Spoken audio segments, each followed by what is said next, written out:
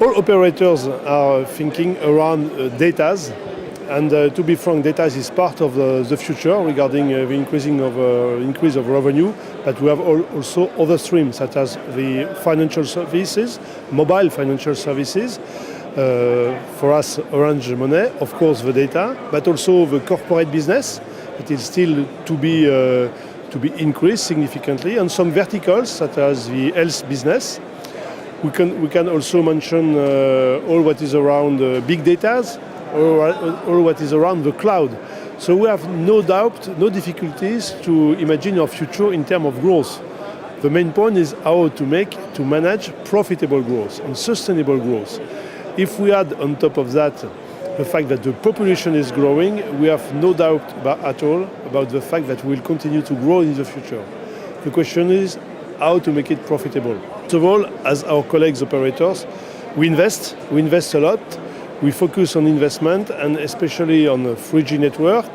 In the continent, we manage 18 networks. 17 of these 18 networks are 3G network with a large coverage, and we'll continue to invest, especially in the remote areas, because it's at the heart of our ecosystem, and to manage affordable proposition for the customer.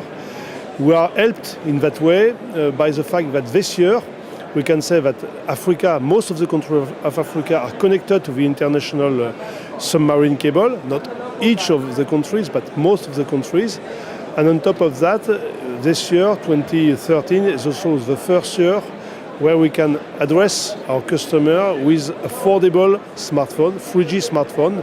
The last one that we launched a couple of weeks ago is a 3G smartphone for less than $50. And it will continue to decrease. So submarine cable, plus 3G network, plus affordable handset, the future is bright for our development regarding the data. It is one of our concerns at the continent level, because as you know, we have room for growth, we are ready to invest, but we need to have a more sustainable, more predictable ecosystem. So we need to improve our relationship and our discussion with the government, with the regulatory bodies.